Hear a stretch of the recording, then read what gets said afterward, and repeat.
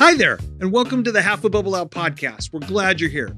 And in today's episode, we're going to answer that age-old question of how do I get more great customers? We call them raving fan customers. We're going to walk through a system, talk about all the details, talk about the actual pitfalls that you can fall into that companies often struggle with. We're going to tell you some of the ways that we've made it really successful, that for 22 years, we've created raving fan customers that we just want more and more of, and they keep on coming. So let's dive in and I'll show you how it's done. Creating raving fans, we have found, has been something that has been very profitable for us. There's many people who ask, can you do this? Is it something you can plan? And we always say yes. What is the power of raving fans that you've seen over the last 22 years in business? Now, the biggest power I've seen is that raving fans tend to be people who refer you, and also just people who say great things about you when they're asked by somebody else, if you're someone that they should work with. Now, we don't always use the term raving fans when we're talking about it on a day-to-day basis. How do you refer to them? How do you think I refer to them? How do our staff refer to people who would fit that category? Oh, happy, satisfied. We've talked about in the past, especially when we talked about customer satisfaction, like people who are delighted. Yeah. Are the people who are raving fans. Like that's how we would talk about them. Like this is a person who's delighted. A real true 10 out of 10 raving fan is somebody who is always like, they're talking to people. My mom's one of those people, right? When she's really happy with somebody, she's talking to strangers. She's referring, she's finding out what people need. And then she's saying, how can I help you? How can I point you in the right direction? I know somebody who would do a great job for you. Right. Just under the 10 of 10 raving fans type of people, you have really, really happy customers that I don't think they think about it a lot. And a lot of companies have these customers that are what we would call great customers. They come back on a regular basis. They are excited to spend money with you. They come back and spend money with you on a regular basis. And maybe they're not thinking, oh, you're doing amazing and all this, but you can see that they're like, I like it here. You have what I need. I appreciate it. Let's just keep moving forward. Mm-hmm. These people seem elusive, but they can be developed. Mm-hmm. There's a process to actually that those of us in business can actually do to develop raving fan customers. And the more raving fan customers we have, the more profit we have, the less problems we have with cash flow, the more consistent we can plan because we know that there's people coming in. We know that there's this, not a churn of customers, but a regular returning of customers and regular referrals, like you were saying earlier. So the question really becomes, how do we do that? And let's talk about how does that work and what are the best suggestions we could make that we would work with any of our consulting clients on. Here's the plan. Here's at least a high level plan we can talk about in today's podcast. Yeah, well, I think the first thing is just the reality that actually you can create a plan, right? There's this thing that, and many other people talk about it, but we talk about the customer value journey, right? Which is really the whole process of how do you turn a stranger, someone who doesn't know who you are, what you do, hasn't encountered you, how do you move somebody through a very clear process from being a stranger to being a raving fan? Yeah. And that's the process that we talk about is the customer value journey. So the first thing to know is you actually can plan it. It's not just an accident. Well, and the companies that are the most successful, that when we talked about the customer experience and delighting customers, the customers or the companies that do really, really well are really successful. They almost always have really delighted customers. Mm-hmm. There's a sense. So there's the customer experience of the purchase, but there's this whole idea of creating a raving fan and making sure that they're nurtured. This is really kind of a more strategic way of looking at how do you get these returning customers that actually multiply. Yeah. Good. So part of that then is if you can have a plan, then figuring out what that plan is, and then with a key aim of having those realizing it's possible. So I'm going to do that. Now, there's two different groups of people that I think exist that I've seen over and over again as I've observed in small businesses and small business leadership. And that is people who are fairly good at this. They have great customer service. They have great relationships with their customers and everything else. And those that really struggle with it. This is not their forte. When you take the people who are good at it, if they've been around a long time, I would say there's a small percentage of people in small businesses that actually have codified this. The ones that are doing it, it's amazing how often there's a natural propensity, a natural skill. They're very social people and everything else. And so if that person, if that leader who this is all catalyzed around is around, it's working well. Maybe they hired people that are like them, but it sometimes falls apart when they're hiring people because they're leaving, going off and doing other things that a leader needs to do. And they didn't know how to codify and teach their people how to be the same character. So this putting a plan together and understanding how you codify it is actually important for making sure that you can pass this on to your company so your company's brand can grow in this making raving fans. And it's not just dependent upon you, the leader. Yeah. Yeah. And it occurs to me as you're talking that so much of developing a raving fan culture where you're actually working towards that is you have to have relational values. Yeah. Right? You Oh, have yeah, to you have to absolutely. care about human beings, Yeah. right? It can't just be transactional. Where it's transactional, you're not, then it's just, you paid me for this and this is what you got and great, we're done. But the more that you can think about business in a relational sense, and we talk about this all the time, right? People buy from people they like. So the more that we think relationally in how we offer our products and services, the more able we are to be in that journey that actually moves somebody from not knowing who you are to that first purchase point, to being excited about what they got, to ascending up the potential of buying other things from you, and ultimately to becoming that raving fan that will tell other people about you. So that relational value is really critical. All right. So we've talked about the fact that we need a plan. Our plan, really briefly, is an 8-step process that we talk about, that we've identified the different phases of the relationship development from stranger to raving fan. And the first 4 are actually making sure that there's enough uniqueness in the different stages of the getting to know them and the sales process, as opposed to, hi, nice to meet you. Will you buy my product? Right. You can do that, but it's harder. You're always looking for the next stranger to turn into it. There's this whole style and format.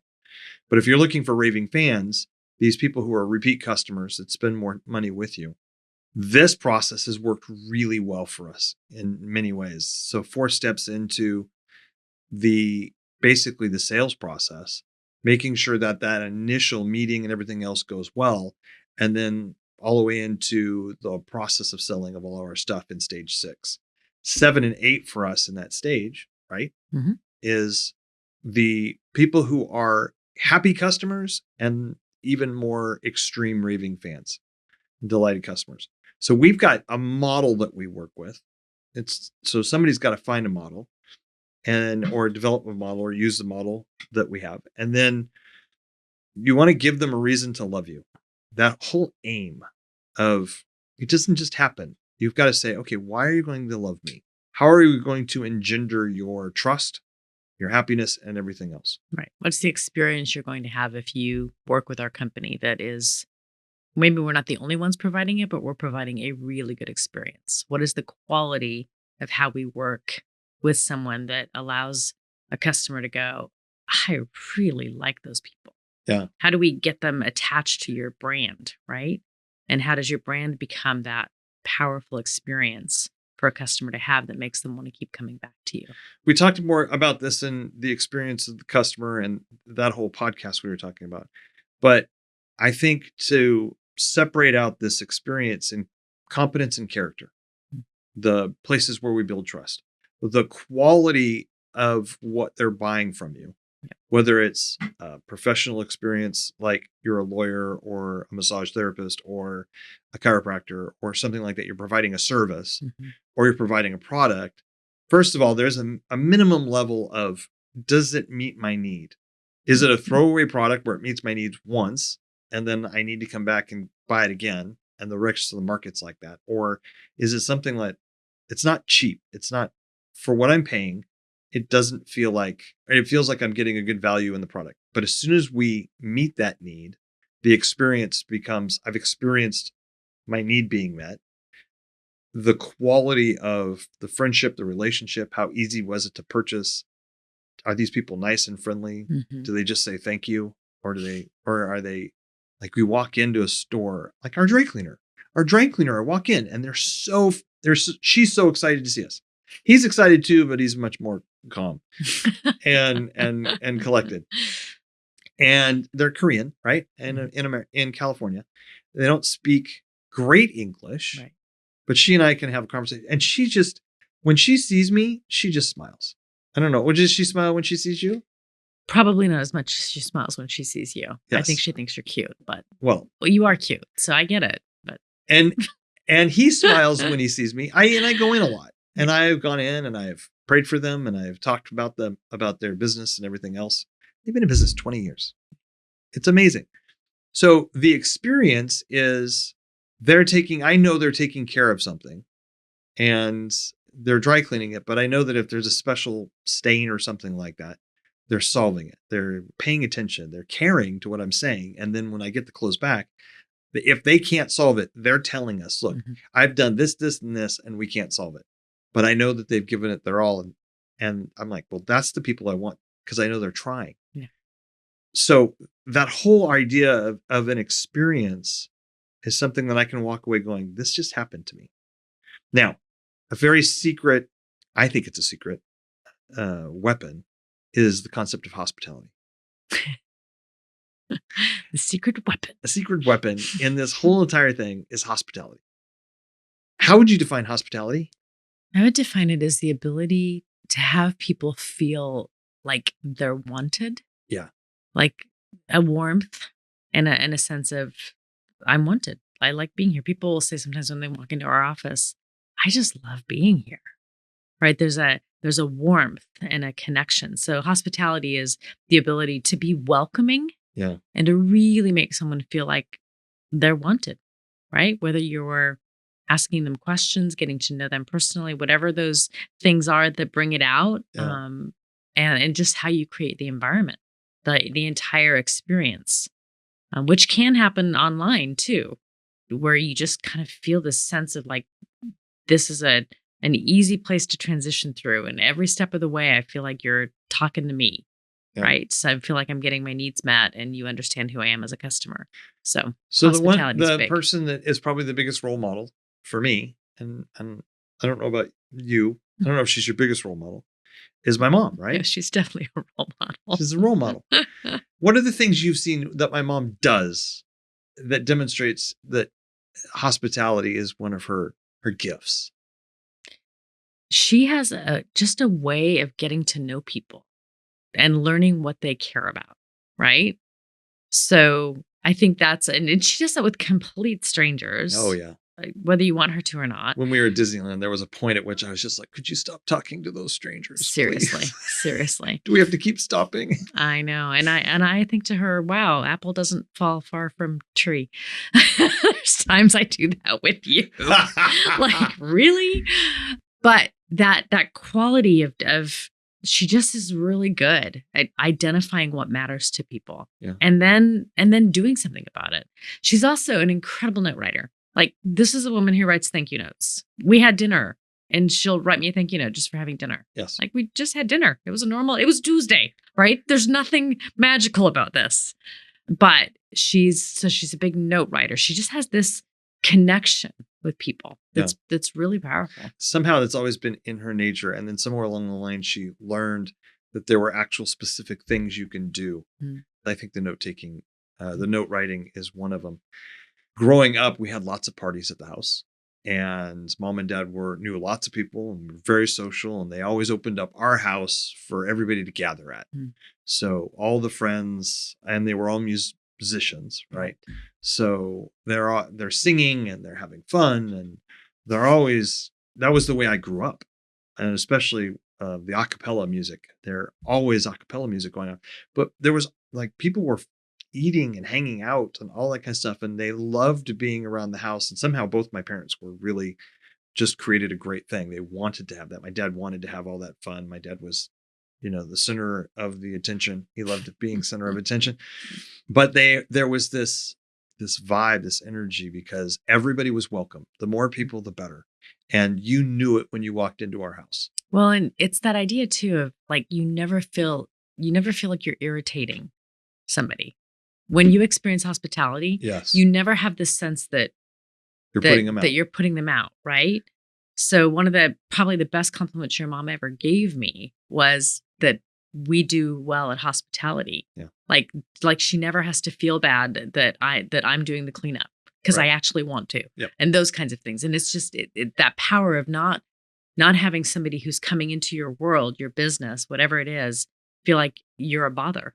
Like they're a bother to you. So if anybody is listening right now and the question in their head is, okay, I've got it. You're camped here too long. The importance of this that you've got to get is you got to have an attitude. Now, there are some people who have a natural propensity for this, but if you want a stellar company, if you want to design it and run it and be strategic and everything else, you have got to choose this value of caring for people and doing that. I don't know if Steve Wozniak and Steve Jobs actually were hospitable. I don't know if Jobs was ever hospitable in the sense of what we're talking about. But what we do know is Jobs understood this as a whole process of being in business. He understood that care and that making sure people were delighted and making sure that people felt special. Somehow in that, he acquired that, developed it, and he might have had some natural tendencies. This is what great companies do. And you've got to understand that you adapt values. So we have values. Hospitality isn't one of our core values, but it is definitely actually written in the conference room wall, on the wall, in the poster that talks about one of our core values. Mm-hmm. Because it actually is that important. And as you continue to call it out in people, you go, well, this is what we do with our clients. And because we have a new client or a new employee coming on in the next week, they're going to go through that orientation, right? They're going to be told that this is part of our DNA. Right. It's part of what makes us special. So pay attention to that. And we hire to those values too. Right. Okay. So we've got this hospitality thing, this whole aspect of a plan. Let's talk about some just now core details of what it might look like. So you need to have a plan. We have an 8-stage plan. That's the value buyer's journey, the customer value journey that digital marketer created a long time ago. And we have been using it as a codifying tool. You also want to make sure that you're setting yourself up so you can measure. You've got to measure how you're doing. Where's it going? And so you can tweak and optimize. Yeah. The best way to measure is, for an employee, probably the NPS score, right? So NPS is that natural promoter score, right? So this net promoter score is the idea of, on a scale of 1 to 10, how likely would you be to recommend this as a place to work to a friend, right? Well, and we want to use the NPS score for employees, but we want to use the NPS score to measure and track our raving fans. Yes. So we were talking about employees. Yep. And you want to use that for there, but when you're talking about creating raving fans, we want to track the raving fans. Yes. Our happy customers. And then the next thing I want to do is I want to make sure that you're collecting a list of them and then you're tagging them separately. When you're small, like we've been as a small shop, and you don't have tons and tons because of the consulting we do, you don't have tons and tons of customers. You keep track and organize them because your circle of people isn't too big yet. But what we're even seeing ourselves is that need to, how do we pass this off? Because we've been involved in the day-to-day and we're being less involved in the day-to-day. How do we pass this off to our staff? How do we help our clients pass it off to their staff? Well, you've got to create a list and start tracking. Who are all of our clients? And then who are the ones that are the most valuable? Lifetime value on them. Do they keep coming back? Do they stand out as people who are pleasant? Or, you have a list of people you go, these are great customers. Mm-hmm. It's amazing how much they come back or they refer people or whatever. And being able to track that and then tag the folks that are great, people who are good customers and people who are extreme raving fans, the ones above, so that you can recognize them and honor them. Some real core simple ways of doing that is just a loyalty program. Mm-hmm. Loyalty programs are great concepts. They have become so ubiquitous that a loyalty program on its own is a really lazy way to settle in and say, I check the box, I'm doing something for them, and therefore they're going to feel special. I think that way too many people get lazy with it. There's a point structure, anything else, and they outsource to automation the caring of people. And if people feel special or amazed at you, if you are caring for them personally, or you're doing something so amazing for them that it's just, why wouldn't you send people there? Amazon did that. There's no good people care in Amazon to customers. They don't give you a phone. Nobody talks to you. Nobody's nice to you. But they created a system where it just became easy to buy things and shop, and they show up quickly, and it all works so Prime, smoothly. Baby. Prime. And so I recommend Prime. But if I could find somebody who could get me the same stuff on a regular basis, but did it with human contact, if that ever became a thing that could happen in our society again, a true emporium, that would be amazing.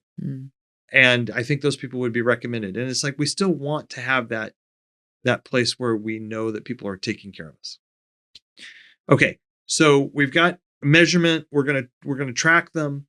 We're gonna tag them separately so we can communicate. We're gonna create some kind of a loyalty program that you can actually make sure that you're communicating proactively to these special people. If they're going to reward you with more business and everything else, and that cycle, figure out how to communicate with them proactively. Surprise them with offers or deals, or even if your business is small enough, can you send thank you notes? Right.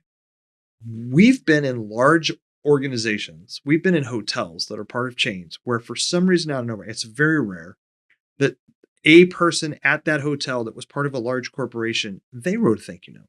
And you're like, okay, this is something that even large companies can do, or you can do as you're scaling when you have a core value that customer delight or some kind of hospitality is part of your core values. And you're teaching your team ways that they can value people. And we were just in a hotel recently in Austin, Texas, where I think we got a note from the housekeeper. You remember that? I do. And that just doesn't happen. That it has to be taught. And the thank you notes have to be provided and all that kind of stuff. But it's like, is this sincere? Is it not? But the gal who was overseeing our cleaning for that week, she was great. She was wonderful. She was sweet. Do you have any water? Do you need water? I mean, anytime we stopped, you know, in the hallway, how many times, if you travel a lot for work, you've been past the carts all the time. They don't say anything. They don't even look up. They don't look at all. And then you find yourself in places where you're like, well, these people are nice, when no matter what, they at least say hi. And then this lady went up above. She's like, you felt like you'd walked into her home. And she's like, well, you can't go anywhere without water. Here's 2 more bottles of water. And usually they're like hoarding this stuff. And they're not going to give it away. And all of a sudden it's like, oh, you need this. How about this? Are you okay? Do I need to put anything else in? And she's asking, do we need anything in our room? That was really interesting and stepping at the extra mile. We want to talk about treating them differently, like friends and family. How do you feel about that? What does that mean to you? Because some people don't like this idea of, I don't want customers to be like friends or family. Well, I don't think it means you have to invite them for Thanksgiving. Thank goodness. But for them, I mean, we do want customers to feel like they're part of the larger Habbo family, for example. Like, you're somebody who understands who we are and how we think, and we know you, right? So some of it is figuring out ways, and I think it's not as easy when you're a large company. When you're smaller, it's a little bit easier. But I wouldn't get everyone in my family the exact same gift. It would become weird, right? So is there a way to differentiate some of the ways that people, like what they actually enjoy and what might be more meaningful to them, especially if they're a really key customer for you? If they're one of these raving fan customers that you want to continue to nurture, how can you reward them and, give them things that they find valuable that aren't just every day? Yeah. One of our core goals is community. If you want to build community, we're seeing this in so many places because one of the biggest problems that people face is loneliness. Seniors are facing it. Gen Z is facing it. It is one of the biggest challenges in our society right now, is people feel so isolated in a world where we're more connected digitally than we've ever been before. Building community is a strategic advantage in your company. Mm-hmm. And in the YouTube world, you're any kind of social place, if you want to succeed there business-wise, building community is a strategic action that you need to take. Be active. And that's really what we're talking about. It's just how do you do that? And to treat people like, wow, I'm so glad to see you. And to genuinely have your team be able to recognize people. It's one of the things Starbucks did really well. That whole idea of everybody wants to know your name, just like Cheers. Just like Cheers. So those are powerful things. Remember them. Love languages. Remember love languages. Nobody seems to talk about love languages anymore. Gary Smalley. And somebody else. And another guy. Love language. So love languages really basically is there's about 5 different ways we all really, if you communicate in a certain action, some is encouraging words, some it's quality time, some it's physical touch. Gifts that are ways that people feel appreciated. My mother is a gift giver. She loves giving and getting gifts. Mm-hmm. By the way, we have an amazing gift for her for Christmas. Vicky gave me this idea yesterday that was off the charts. It was maybe one of the best ideas she's ever given me. Don't forget to tell me, because I'm the one that's going to I'm going to tell you right now, because if anybody else thinks this is valuable. So because your mom's not listening to our podcast. She doesn't know how to get to the podcast. So you know how mom loves to write thank you notes. I do. But she's on a fixed budget now because she's retired. And she's realizing that this is a deal. And she was spending like $150 a month in postage and cards. Mm. And she's not anymore because so many of her friends are texting and all this kind of stuff. And they just all give it up. It's like and even her peers don't seem to care anymore. But they don't care because she's realizing she worked till 80. So she kind of had a skewed perspective on fixed incomes, right? So the idea was we buy her a bunch of cards and we buy her a bunch of postage stamps. Mm. And drop a couple $100 on postage stamps and cards and give them to her. Mm. We just gave her the best gift possibly of my entire 56 years of living. Okay. I'm thinking this is a winner. Okay. Costco, here we come. We need stamps. We need stamps.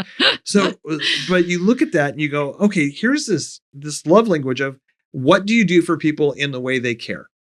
Public recognition for employees is the same way. Mm-hmm. If you're going to build community inside on your staff level or on your employee or customer level, figuring out how do you isolate or tag people in your system on what they prefer, what they like. It just means you have to care more and you have to ask and you have to think more. A little harder work always yields better results. There you go. Okay, proactively reach out. We talked about that before. Separate customer support, but don't do what big companies do, and that's this whole membership tier thing. The loyalty program, what we were talking about, is significant. You just want to avoid the mistake of just getting lazy with it. Can you think of anything in customer rewards? What do you like about customer reward programs, and what do you not like about customer reward programs? I like when the reward is meaningful. So like I have a coffee company I go to. Okay. And every 6 or 8 bags of coffee that I buy, I actually get a free bag of coffee. It's our local roaster. Yeah. And that's actually really valuable, right? And it's really practical. Yeah. So I love that. What I don't love is people who are trying, again, to do the great thing, but everything they do is so about them. Like giving away lots of branded things. Oh. That I don't love that. I don't need a water bottle with your logo on it. I don't, because I'm not repping your company, and I'm probably not going to rep your company. Yeah. So give me a water bottle that doesn't have a logo on it, and then I'm going to feel like, oh my gosh, this is amazing. Yeah. And I get that, we want to get our name out there, and there's ways to do that. So it's not that it's a bad thing necessarily, but it's just what I like least. All right, significant advantages. There are very few people who do any of these things at all, right? If you want to have a significant advantage in the marketplace, and you want to leverage what actually raving fans can do to your customers, or do to your customer base, do to your company's revenue, this could be significant because nobody does it. Like when I say nobody, I'm overgeneralizing, but almost nobody does it. The people who do it, they don't do it well. There's lots of companies like that have just kind of, we have it, check, boom. Then you have folks that when they do it, they stop doing it as they grow. Mm. So it was You fine get when I too was busy, small. you get too overwhelmed, and Yeah, it like, becomes yeah, less of a we used, priority. like, oh, we used to do that. Why did it stop? Well, it Mhm. stopped. Mhm. Or we didn't know how to scale it. Yeah. Or it became too expensive. Here's one of the things that I learned about expenses a long time ago is if something starts to become too expensive, but it's valuable, it's probably became too expensive because you have a set idea of what a dollar amount should be, and you're seeing that dollar amount rise. If you convert that thing that's valuable into a percentage of your revenue and it's always there, Mm. then you're always going to have it no matter what. And you don't think that's too much. Mm. If you're It's good. many things. I mean, when we tithe, our tithe is we use 10% as a ballpark for our tithing. And we give to organizations on top of that. We've grown in the ability to give. But I think one of the things that's been really helpful from when we first got married and we made almost nothing to now Nickels. where we're much more comfortable. We continue that 10% process and more, Mhm. but it was the percentage allows you to grow. And if your marketing budget is a certain percentage, your cost for employees is a certain percentage, then as you scale, you don't freak out because you're, Yeah. And your customer appreciation is a certain percentage. and it stays intact. Yep. Okay. And then they do it, they don't grow. But then there's the fourth group of they're so thankful. People can be great strategic advantage in any marketplace. So thanking people. I didn't read that right. That didn't even make sense. No, thanking. The fourth category is you realize that thanking people is a strategic advantage in the marketplace. And if you continue to do this and do it well, you can stand out. Yeah. There's a lot of people who don't say thank you. As Warren Buffett said, I have never seen a company that delighted the customer, that created raving fans, that ever failed. Mm. And if they focused on that, they never failed. They always were successful. It was the companies that started taking customers for granted that lost that process. So as we wrap up, how would you articulate this wrap up? So your goal is to create raving fans in Yes. your organization. It is a huge strategic advantage. You do it by having a program in place, to recognizing that you need to build and articulate clearly the customer journey. Yeah. So you need to build a plan. You got to work the plan and measure what you're doing so that you can do it better, right? Everything that we do needs to be measured and optimized. And the bottom line is genuinely care about your customer, like actually care about your customer, because the more that you do that, the more you'll stand out in whatever niche you're serving, whatever opportunity is yours as you lead a company. The more you just care, it just makes a huge difference. So building raving fans is the way to go.